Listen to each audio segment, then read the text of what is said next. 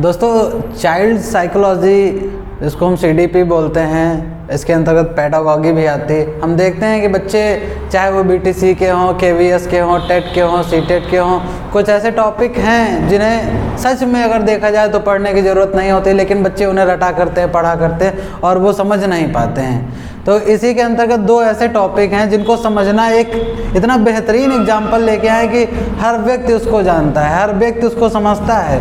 आइए समझते हैं उसको हम कैसे डिफाइन करते हैं। पहला आता है हमारा समाजीकरण।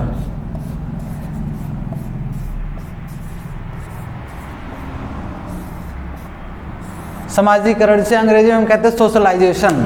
देखो समाज होता क्या है, जब कोई बच्चा हो, पैदा होता है, उसके ऊपर बच्चा पैदा हुआ, परिवार में पैदा हुआ, परिवार के लोगों के बीच रह रहा, धीरे धीरे बड़ा होता, उसके रिश्तेदार, पड़ोसी, ये सब होते मिलके एक समाज का निर्माण करते हैं। और समाज होता क्या, समाज के कुछ नियम होते हैं, कुछ उनके रीति रिवाज होते हैं, कुछ चाल चलन होते हैं जिन्हें मानना पड़ता है। और बच्चा क्या करता है, उन नियमों को धीरे धीरे मानता है और समाज के अनुकूल ढल जाता है। किसी व्यक्ति का समाज के अनुकूल ढलना, उसके नियमों को मानना, उसके रीति रिवाजों का पालन करना समाजीकरण कहलाता है।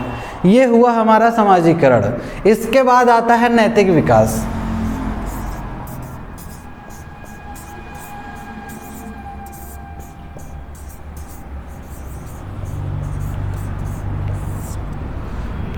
नैतिक विकास क्या होता है, जैसे हमारा सूर्य होता है, सूर्य निकलना, उसका उदित होना और अस्त होना एक ऐसी प्रक्रिया है जो कंटिन्यूसली टाइम टू टाइम चलती है। ये एक नैतिक नियम हो गया।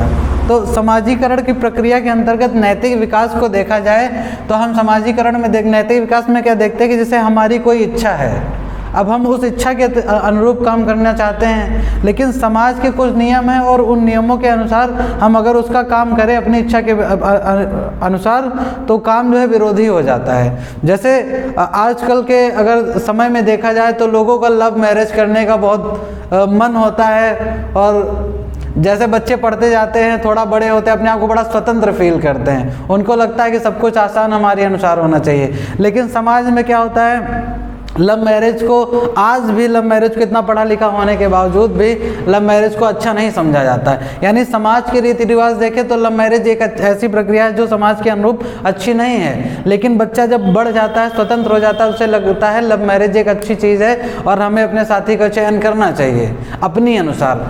जब हम इसी चीज़ को देखते हैं तो समाजीकरण में क्या होता है, समाज के रीति रिवाज होते हैं और यहाँ पे हम क्या करते हैं, अपनी स्वतंत्रता देखते हैं।